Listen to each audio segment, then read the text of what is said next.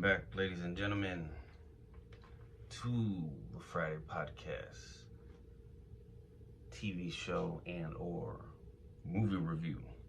Today I'm going to talk about Godzilla Minus One. Now, I had no interest in this movie. Oftentimes, the movies that are the best movies that you see are the ones you didn't even care about seeing. Oftentimes. So I was kicking it with the Odd Pod in the episode, the most recent episode that's out. After we recorded that one, we grubbed and then we watched Godzilla Minus One. It was on Netflix. So my experience with Godzilla, I remember seeing one way back in the day, like in 2000. There was this cool game that I used to rent on the original Xbox, and it was like a Godzilla versus the monsters, and you get to like fight each other and destroy the city. It was pretty cool. All right, so a little background. Godzilla Minus One is a 2023 Japanese epic kaiju film, which is monster movies, like giant monster movies. Directed and with visual effects by Takashi Yamazaki. It's the 37th film in the Godzilla franchise. It's distributed by Toho, and it's Toho's 33rd Godzilla film, and the 5th in the franchise's Reiwa era.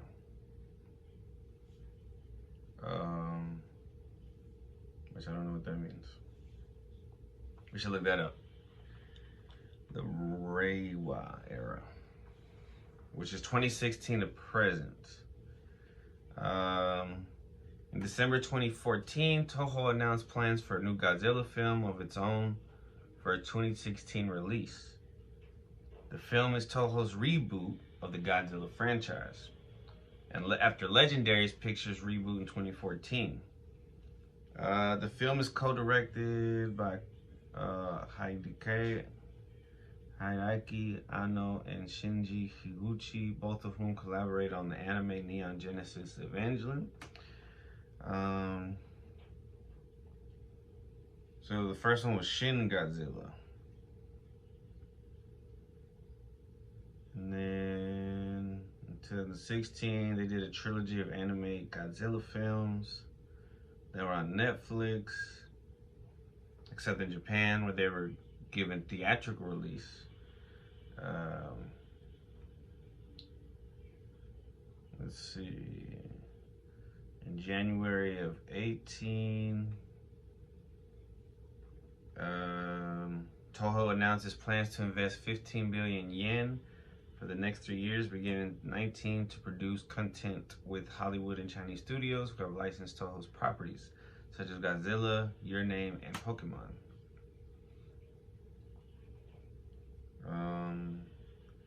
In May of 2018, Toho's chief Godzilla officer Keiji Oda revealed that a sequel to Shin Godzilla would not happen, but expressed interest in a potential shared cinematic series between Godzilla and other Toho monsters, akin to the MCU.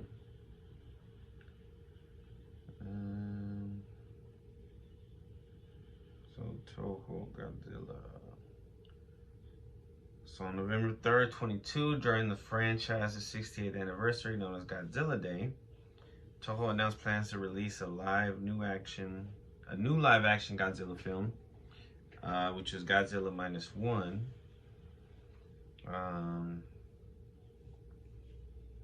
To commemorate the franchise's 7th anniversary.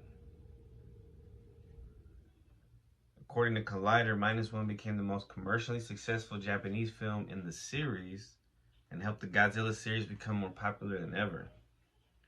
In 2024, Minus One won the Academy Award for Best Visual Effects, becoming the first Godzilla film to win an Academy Award, as well as the first Japanese film to win Best Visual Effects. Definitely well earned, man. I was impressed. Godzilla looked badass. Alright, so let's go back. So the film stars, I'm not gonna butcher their names, but there is amazing actors. Obviously, you can go to Wikipedia and look them up. Um, Fuck, let me try. I'm just gonna say some first names: Ryunosuke, Minami, Yuki, Munetaka, Kaidetaka, Sakura, and Kuranosuke. I could have said their last names. Set in post-war Japan. So this is World War II. It follows a former kamikaze pilot suffering from post-traumatic stress disorder after encountering a giant monster known as Godzilla. Big part of me want to say it with an accent. Following Shin Godzilla, Toho was unable to produce another live-action Godzilla film until 2020, owing to a contract with Legendary Entertainment. Producer Minami Ichikawa appointed Yamazaki to create the film upon the completion of the Great War of Archimedes. Principal photography was postponed to COVID, leaving Yamazaki 3 years to write the script, which draws inspiration from previous Godzilla films and the works of Hayao Miyazaki and Steven Spielberg. In February of 22, Robot Communications publicized that Yamazaki would soon direct an untitled kaiju movie. Filming occurred primarily in Chubu and Kanto. Whoa, Kanto's a real place. The Kanto region is a geographical region of Honshu, the largest island of Japan. In a common definition, the region includes the Greater Tokyo area and encompasses 7 prefectures: Gunma, Tochigi, Ibaraki, Saitama, Tokyo, Chiba, and Kanagawa. They announced the title last year in 23. It premiered in Japan right on time on November 3rd to celebrate the franchise's 70th anniversary. It released in North America on December 1st, becoming the 3rd highest grossing Japanese film of 2023. Critics praised its visual effects, direction, screenplay, characters, and social commentary, with many hailing it as one of the best films of 23, including 12 nominations to the 47th Japan Academy Film Prize, 3 nominations at the 17th Asian Film Awards, winning 2, and winning Best Visual Effects, the 96th Academy Awards. So I don't want to give too much because y'all really need to go watch it. You will have to read, but the acting is incredible, so reading the subtitles doesn't really affect it. You know, you may already be used to reading subtitles.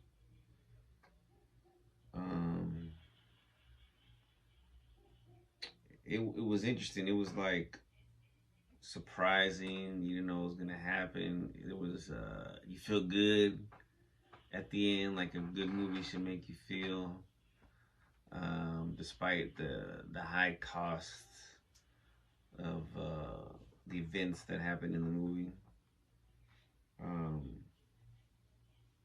It was dope, and it was cool with the backdrop of world history. You know what I mean? Because it kind of adds to the, like, oh, what if this was real?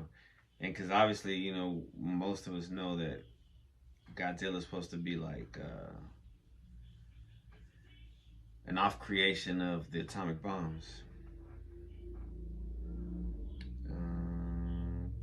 All right, let's see. So this dude's definitely, and I remember him, right? I remember him saying that his cat influenced the design of Godzilla, and it was kind of like his face was a little cat-like.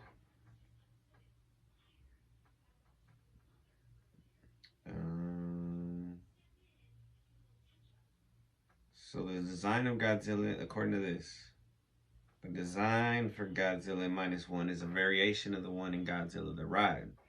Inspired by the Godzilla, Mothra, and King Ghidorah giant monsters all-out attack design, Yamazaki initially envisioned his design having half-moon-shaped eyes.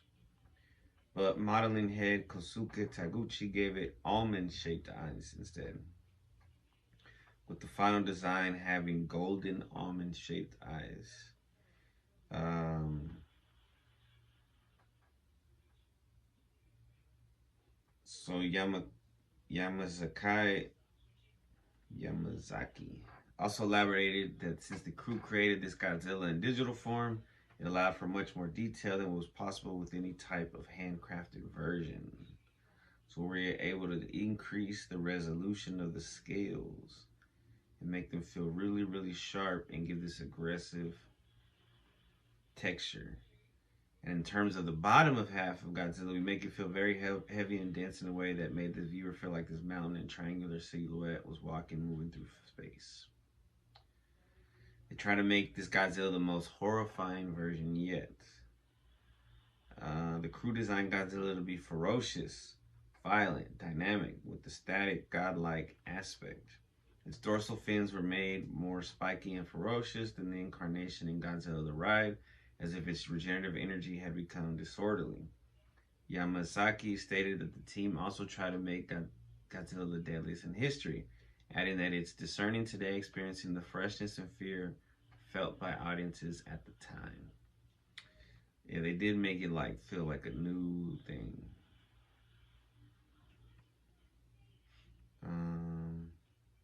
So I'm assuming these places are in Japan that they filmed. Yes. So they filmed in Japan, as we said earlier, Kanto region and regions of Honshu. The film would be set between 1945 and 1947. So there would be restrictions on the extras' costume sizes, hairstyles, declaring that long-haired men would require perms, and hair colors, declaring that hair dyeing would not be allowed. The film's maritime sequences were filmed at Lake Hamana and in the Enshu Sea. Between April and June of 22, several community businesses near the Tenyu River helped the crew modify and maintain boats to shoot Navy scenes in Enshu. Well, that's cool. Community getting involved makes the movie even better. It's like heartfeltness.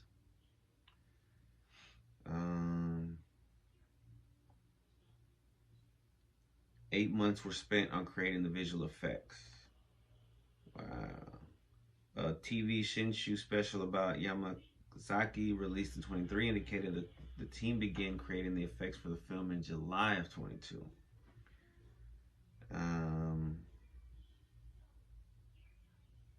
The ocean sequences were originally not intended to be as sizable in the film until compositor Tatsuji Nojima, who composes computer-generated water at home as a hobby, presented Yamazaki with some of his own water simulations, inspiring the director to rewrite its climax and include more scenes set at the sea. Oh, that's badass. The team strived creating these sequences, especially Godzilla's destruction scene. Yamazaki reflected that it put a huge strain on all of our rendering engines, so we created so much data in the process that when we added it up, it was easily over a petabyte. In the end, we erased the data from the scene where it was done and made it while opening the hard disk. I don't even know what they mean. I think I kind of understand, but I kind of don't. So Yamazaki admitted to Shinji Higuchi, co-director and effects director of Shin Godzilla, that the film's destruction sequences and on-screen deaths were inspired by the Shibuya sequence in Gamera 3: Revenge of Iris. Higuchi had also directed that film's effects. Some of the characters present on screen during Godzilla's rampage were created using Houdini. I guess it's a program. Around 60 extras were 3D scanned to be replaced by digital duplicates. He also paid homage to previous Godzilla films by not using any muscle simulation for the monster, and employed miniatures to depict the post-war Tokyo townscape, which is a traditional Japanese special effect or tokusatsu technique. Oh, that's so cool. That's awesome. Music and sounds. Man, the music was good. The score was good. Godzilla sounded dope. I heard about this movie like I think from Bobby Lee on Tiger Belly last year. And like I said, I never would have thought. Well, they released the black and white version in Japanese theaters on January 12th to 24th. It also got released in the United States January 26th, where it played until February 1st. Interesting. Yamasaki proposed that Godzilla's atomic breath should remain in color for the black and white edition, similar to how Akira Kurosawa's black and white crime film High and Low from 1963 features red smoke in one scene. However, this concept was rejected by the rest of the crew. In regards to the minus color version, the director said in a statement, rather than just making it monochrome, it is a cut by cut. I had to make adjustments while making full use of various mattes, as if they were creating a new movie. This version was also the last credit for producer Shuji Abe, who died on December 11, 23. Yamasaki and the visual effects team paid tribute to Abe at the 96 Academy Awards. Damn, that's a good film to go out on, though. Box office. Whoa. The film exceeded the company's expectations at the worldwide box office and helped their yearly theatrical income exceeding 100 billion yen, which is $680 million for the first time ever. Japan, Godzilla Minus One debuted at number 1 in the box office, grossing 1.04 billion or 7.8 million during its first 3 days. And you know, it talks about fatherhood, it talks about being a son, it talks about family, motherhood, friendship, life, death. It'll make you possibly cry if you don't mind crying and then watching movies. Let's see, controversies. When it was released, the budget became a topic of wide discussion. It reportedly had a budget under 10% of that held by the previous Godzilla film, Godzilla vs. Kong, which came out in 2021. I didn't watch that one because I'm not really into these kind of movies. And I probably wouldn't have liked that one, which was produced by Legendary Entertainment. On November 14, 2023, Yamasaki denied that the movie cost 1 billion yen, stating that the budget was higher. Multiple websites, including Variety, IGN, The Times, etc., asserted that the film's budget was 15 million, roughly 2.2 billion yen. However, Yamasaki also denied this figure and specified that the film cost less. He was like somewhere in the middle.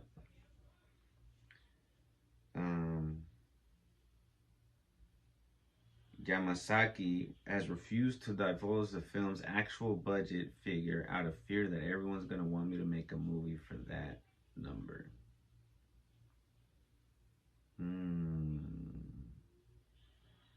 Some Western journalists suggested that the film's low budget and low amount of animators reflected harsh working conditions in the Japanese film industry. However, they were unable to prove direct evidence verifying that its crew endured such circumstances. Just haters over here, journalists, quote unquote. In South Korea, got a little bit of controversy. The Chosun Aibo reported that some accused the film of glorifying kamikaze pilots, with the scene where its protagonist, Koichi Shishima, rams his plane into Godzilla's mouth to kill the monster. South Korean viewers reportedly also attacked the depiction of Godzilla, believing its defeat to represent a mental victory for Japan because this monster symbolizes a nuclear weapon. Similar condemnations were previously made against writer-director Takashi Yamasaki for his 2013 film The Eternal Zero, which also depicts a kamikaze pilot. I mean, it's a big part of the history. You know what I mean? So why ignore that? And then it was part of World War II. Like, but I understand. I mean, it's probably still a sensitive topic.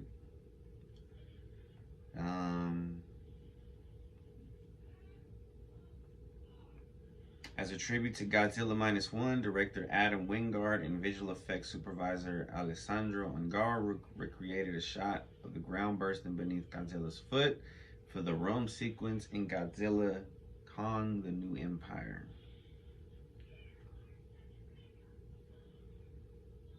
Many critics disapproved of Godzilla times Kong: The New Empire, believing that its human drama and visual effects were inferior to those in Godzilla Minus One.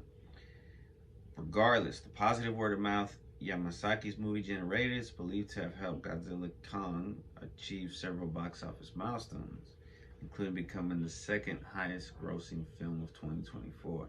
So because of how good he represented Godzilla, people want to see more of him. Very interesting. No discussions of a sequel.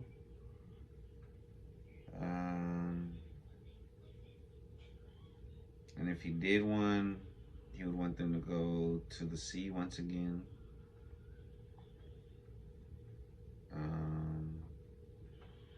That they'll take their time to produce another live-action Godzilla because they want great ideas, an excellent script, a talented director, and the right cast to work on it carefully. Because Godzilla deserves to have that level of intentionality. Respect, man. I never really had that much respect for Godzilla until now. 5 stars. Like I said, it discusses family, war, pain, death, honor, struggling with money. It talks about everything. It's great. It doesn't talk about it, but it represents it in certain ways. All right, we'll be right back, ladies and gentlemen, with Badass Women History. Right.